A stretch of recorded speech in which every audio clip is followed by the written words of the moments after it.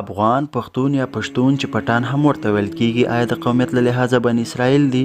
آیا رښتیا نبی علیه السلام د پښتنو لپاره پټان لفظ استعمال کړی؟ آیا افغان د رښتیا د سلیمان علیه السلام د زوی نوم و؟ که معلومات نه لرئ دا ویډیو ستاسو لپاره ده، تر اخره راسره مل اوسئ او ویډیو پوره وګورئ. دوستانو، پښتون قوم د نړۍ واحد قوم دی چې د اسلام نه بغیر پکې بل مذهب نشته، او چیرته چې پښتون وي هغه به مسلمان وي. که چیرته پښتون نه پوښتنه وشي چې ته پښتون وي که مسلمان، نو جواب دا وي چې زه 15,000 کاله کېږي چې پښتون او 1400 کاله کېږي چې مسلمان یم. په مختلفو ژبو کې د افغان قوم لپاره مختلف الفاظ استعمالیږي، لکه پښتون، پښتون یا پټان. د پښتون لفظ معنا ده غیرتمن، وفادار او په خپل عزت او دین د سر نه هم تیر. اوس که د افغان لفظ په تفصیل خبره وشي چې ولې پښتون قوم ته افغان ویل کیږي، د بعضې روایتونو مطابق افغان د سلیمان علیه السلام د زوی نوم و، او د دې د جناتو له ژبې سره علاقه پیدا شوه.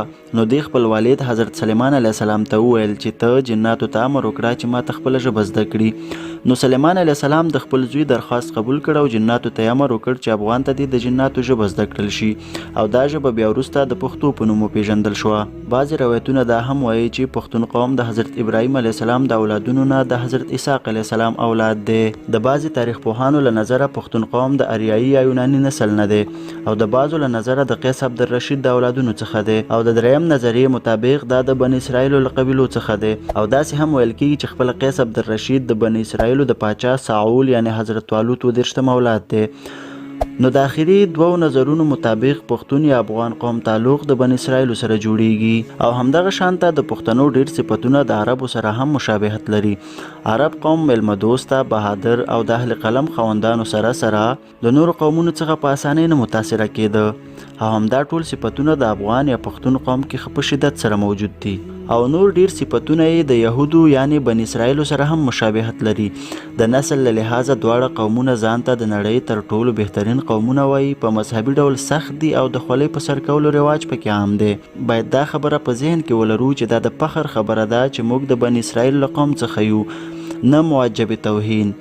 دا خبره به هغه وخت د توهین معجب وه چې موږ په سید الانبیا حضرت محمد صلی الله علیه وسلم ایمان نه و راوړی. او دا خو د پښتون قوم د لوړ غیرت او د ایمان د عظمت نشان دی چې د یهودو د نسل څخه هم دی، او بیا هم په نبی علیه السلام ایمان راوړو، ځکه چې نبی علیه السلام هغه آخري پیغمبر دی د چا اوصاف چې په تورات او انجیل کې ذکر شوي.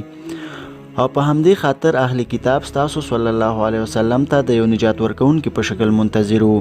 لیکن وروسته بیا چې دوی ولیدل چې نبی علیه السلام د دوی له قوم څخه یعنی بني اسرائیلو څخه نه دی، د حسد او کینې له وجې د نبی علیه السلام د نبوت څخه انکار وکړ.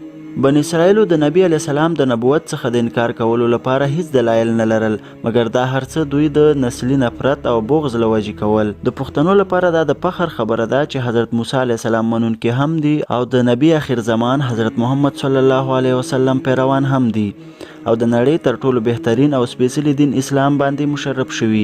اوس که د پټان لفظ په تفصیل خبره وکړو چې پښتون ته پټان ولې ویل کیږي، نو بعضې خلک په دې یقین دي چې پټان یا بتان لفظ نبی علیه السلام د پښتنو لپاره استعمال کړی دی. او دوی وایي کله چې حضور اکرم صلی الله علیه وسلم د اسلام تبلیغ شروع کړ او خلکو مقدس دین اسلام قبلول شروع کړ، نو په هغه وخت کې د پښتون قوم سردار قیس عبدالرشید د خپل ټول خاندان سره د حضور اکرم صلی الله علیه وسلم په دربار کې حاضر شو، او د نبی علیه السلام په لاس د بیعت کولو سره په اسلام کې داخل شو او خپل وطن یعنی افغانستان ته واپس راغله.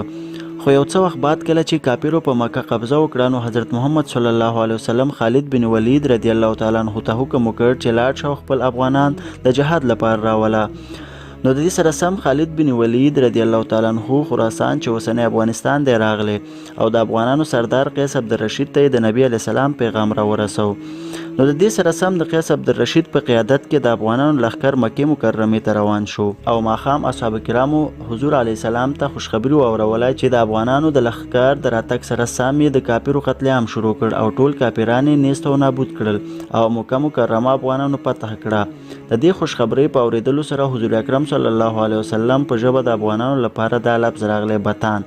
دوستانو، بتان د عربي ژبې لفظ دی، او هغه سخت لرګي ته منتخب کېده کوم چې په سمندري بیړیو کې استعمالیدو، چې سمندري اوبه به هم نشو کمزوری کولی. او د نبی علیه السلام د خولې دا لفظ چې افغانانو لپاره استعمال کړی و، دا لفظ چې کله بری صغیر ته ورسېدو، نو د بتان نه پټان ته تغییر شو. مګر دوستانو په یاد ولرئ چې دا روایت هیڅ اسلامي کتابونو کې نشته، یعنی هیڅ حقیقت نه لري، او فقط یو پیتاوي خبره ده. نو هر کله چې هم د پښتنو تاریخ بیانوو نو دا خبره مه ذکر کوئ چې پټان لفظ نبي علیه السلام د افغانانو لپاره استعمال کړی و. زه امید لرم چې دا نننۍ ویډیو نه به تاسو نوي ډېر څه زده کړي وي او دا ویډیو به مو خوښه شوې وي. د یو بلې نوې معلوماتي ویډیو سره به ستاسو په چوپړ کې حاضرېږم. تر بیا مو په څښتن تعالی سپارم. د خپل ځان ډېر خیال ساتئ. د الله په امان.